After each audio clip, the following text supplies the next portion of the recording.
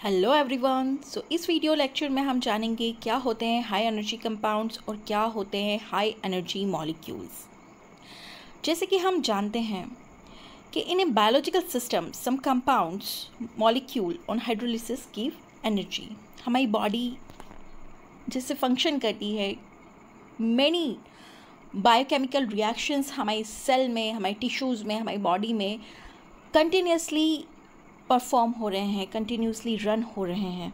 Okay, सो उन reactions में कुछ एनर्जी रिलीज़ होती है, कुछ रिएक्शंस में आपको एनर्जी देनी पड़ती है। ओके, कुछ मॉलिक्यूल्स टूटते हैं और एनर्जी प्रोड्यूस करते हैं। तो वो मॉलिक्यूल्स जो ब्रेक डाउन होकर एनर्जी को रिलीज़ करते हैं उन्हें हम कहते हैं हाई एनर्जी कंपाउंड्स या हाई एनर्जी मॉलिक्यूल्स। और ये हाई एनर्जी कंपाउंड्स की बात कहाँ पे हो रही है? Inside the living cell. Living cell के अंदर आपको एनर्जी कैसे मिलेगी, सेल एनर्जी कैसे प्रोड्यूस करेगा, उसको सेल को रिएक्शंस करने के लिए एनर्जी कहाँ से मिलेगी?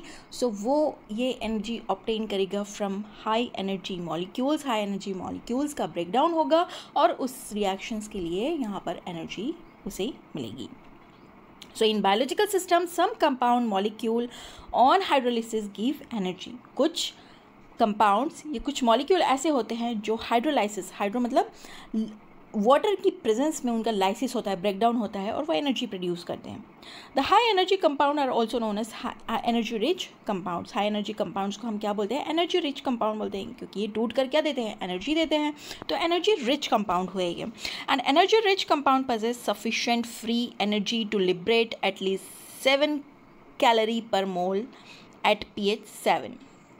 कंडीशन क्या होती है हाई एनर्जी मॉलिक्यूल के होने के लिए कि वो कम से कम कितनी फ्री एनर्जी लिबरेट करे? 7 कैलोरी पर मोल। मतलब 1 मोल हाई एनर्जी मॉलिक्यूल का ब्रेकडाउन होगा और वो प्रोड्यूस करेगा 7 कैलोरी पर मोल एनर्जी, तभी वो कंपाउंड कहलाएगा हाई एनर्जी कंपाउंड या energy rich compound. Then some other compound which liberate less than 7 calorie per mole are known as low energy compound. अगर कोई कंपाउंड 7 कैलोरी पर मोल से कम एनर्जी लिबरेट कर रहा है तो उसे लो एनर्जी कंपाउंड्स कहते हैं। All the high energy compound on hydrolysis give more energy than that of ATP. वो सभी कंपाउंड्स हाई एनर्जी कंपाउंड्स होते हैं जो हाइड्रोलाइसिस होने के बाद कम से कम लिबरेट करें energy more than ATP।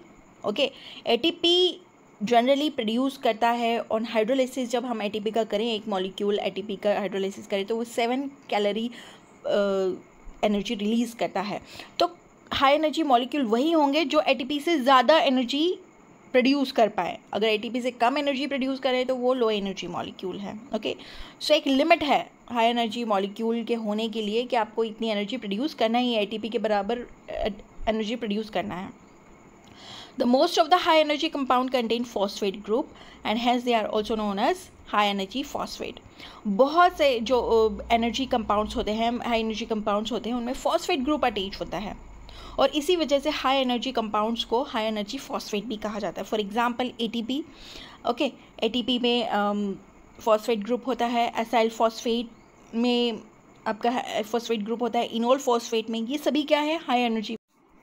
Now we will talk about ATP। ATP का फुल फॉर्म क्या होता है? एडिनोसिन ट्राइफॉस्फेट, जो कि एक हाई एनर्जी कंपाउंड है, हाई एनर्जी मॉलिक्यूल है। ATP जो होता है is multi functional nucleotide present in cell as a coenzyme. किसी भी सेल में ये कोएंजाइम की तरह प्रेजेंट रहता है, मल्टी फंक्शनल होता है और न्यूक्लियोटाइड होता है। न्यूक्लियोटाइड होने की कंडीशन क्या होती है? एक तो इसके पास क्या होना चाहिए? नाइट्रोजन का बेस होना चाहिए, जो कि ATP के पास क्या है? एडिनोसिन। ओके, देन इसके पास फॉस्फेट ग्रुप होना चाहिए, देन इसके पास एक पेंटोस शुगर मॉलिक्यूल होना चाहिए। ओके, पेंटोस शुगर मतलब 5 कार्बन वाला शुगर, जैसे DNA में डीऑक्सीराइबोस शुगर होता है, RNA में राइबोस शुगर होता है। ओके, तो न्यूक्लियोटाइड की कंडीशन यही होती है कि इनके पास ये 3 चीज़ें होना चाहिए: शुगर मॉलिक्यूल, फॉस्फेट ग्रुप और nitrogen base. It is also called energy currency of the cell. इसे हम और क्या कह सकते हैं? Energy currency of the cell, क्योंकि सेल को एनर्जी कहाँ से मिलती है? ATP से मिलती है, तो इसे हम एनर्जी करेंसी कह सकते हैं। जैसे हम लोगों के पास, ह्यूमन बींग के पास एनर्जी कैसे मिलती है, जब हमारे पास बहुत सारा करेंसी होता है तो हम एनर्जेटिक फील करते हैं। वैसे ही सेल एनर्जेटिक फील करता है जब उसके पास एटीपी नाम की करेंसी होती है। So ATP transport chemical energy within the cell for metabolism. ATP क्या करता है, केमिकल एनर्जी को ट्रांसपोर्ट करता है okay inside the cell for metabolism. Metabolism मतलब बहुत सारी कैटाबॉलिक रिएक्शन हो रही है हमारे सेल के अंदर, मेटाबॉलिक और एनाबॉलिक रिएक्शंस भी हो रही हैं। तो इस रिएक्शंस को करने के लिए सेल को एनर्जी की ज़रूरत है, तो एटीपी वो एनर्जी प्रोवाइड करवाता है।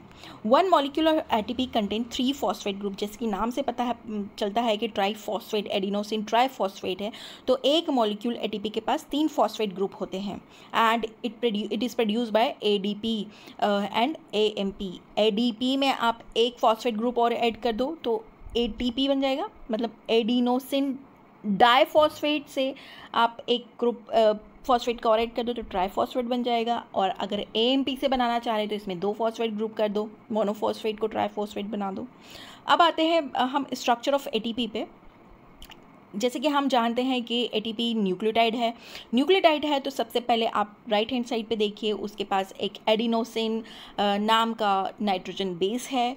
देन उसके पास एक पेंटोस शुगर है, शुगर मॉलिक्यूल है जो कि नाइट्रोजन बेस से जुड़ा हुआ है फर्स्ट कार्बन से। देन 5th कार्बन से ये जुड़ा हुआ है 3 फॉस्फेट ग्रुप से। तो ये होता है एटीपी का स्ट्रक्चर, जिसमें एक नाइट्रोजन बेस है, शुगर है एंड फॉस्फेट है। Okay, so the structure of this molecule consists of purine base, adenine. Okay, nitrogen base 2 type के होते हैं, प्यूरीन एंड पिरामिडीन। ओके, तो प्यूरीन बेसिस में आता है adenine okay and attach to the first carbon of pentose sugar. Ribose sugar जो है, pentose sugar, ribose sugar, वो उसके फर्स्ट कार्बन से नाइट्रोजन बेस पेयर जुड़ा हुआ है and 3 phosphate group are attach to the 5th carbon of pentose sugar. 5th carbon pentose sugar के ये जुड़ा हुआ है कौन, phosphate group. Majority of ATP is produced in the mitochondrial matrix during cell respiration. जब सेल रिस्पायर करता है तो मेजोरिटी ऑफ ATP यहाँ पर प्रोड्यूस होती है। कहाँ पर होती है, माइटोकॉन्ड्रिया के मैट्रिक्स में। ओके, माइटोकॉन्ड्रियल मैट्रिक्स में ATP का फॉर्मेशन होता है, मोस्ट ऑफ द ATP का। Okay, then ATP is nucleotide. ATP क्या है, nucleotide made up of molecule adenosine and 3 phosphate group यहाँ पर होते हैं। Then it is water soluble molecule होता है ये, और इसके अंदर बहुत सारी lot of high energy is there due to presence of 2 phospho anhydride bonds. Okay, 3 phosphate के बीच में 2 anhydride bond, phosphate anhydride bonds present होते हैं जो कनेक्ट करते हैं 3 फॉस्फेट ग्रुप्स के। Okay, then a sufficient amount of energy is released when phospho anhydride bond is breaked. जब ये फॉस्फो अनहाइड्रेट बॉन्ड टूटते हैं तो सफिशिएंट अमाउंट ऑफ एनर्जी क्या होती है, रिलीज होती है from the ATP molecule. Now come to the importance of ATP. ATP के इंपॉर्टेंस पे हम आते हैं। तो it liberate sufficient energy, free energy liberate करता है जिससे सेल काम कर सके, कैटाबॉलिक रिएक्शन परफॉर्म कर सके, एनाबॉलिक रिएक्शन परफॉर्म कर सके। Then it carry energy from one reaction to another reaction. किसी भी रिएक्शन को करवाने में हेल्प करता है, मतलब एटीपी के रूप में आपने किसी रिएक्शन को एनर्जी दी है तो वही रिएक्शन में से किसी ना किसी रूप में प्रोडक्ट बनकर वो एनर्जी अनदर फॉर्म में कन्वर्ट हो जाएगी। Then main source of energy for cellular process को करने के लिए, कैटाबॉलिक रिएक्शन परफॉर्म करने के लिए, एनाबॉलिक रिएक्शन परफॉर्म करने के लिए मेन सोर्स होता है ATP as a energy.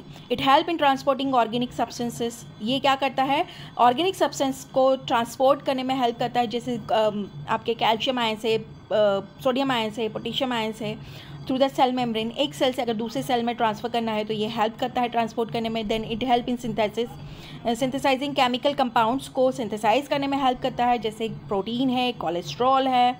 Okay, then it supply energy for mechanical work perform करने के लिए, मतलब आपको मूव करना है, अगर आप सोफे पे बैठे हैं तो आपको बाहर तक जाना है तो आप एक मैकेनिकल वर्क कर रहे हैं, या फिर आपको कोई भारी सा सामान उठाना है तो आप एक मैकेनिकल वर्क कर रहे हैं, तो उस वर्क को परफॉर्म करने के लिए आपको एनर्जी की ज़रूरत होगी, फ्री एनर्जी की ज़रूरत होगी, क्योंकि आपके मसल कॉन्ट्रैक्ट हो रहे हैं उस काम को करने के लिए। सो एटीपी के फॉर्म में आपको एनर्जी सप्लाई मिलता रहता है, इस वजह से आप मैकेनिकल वर्क परफॉर्म कर पाते हैं।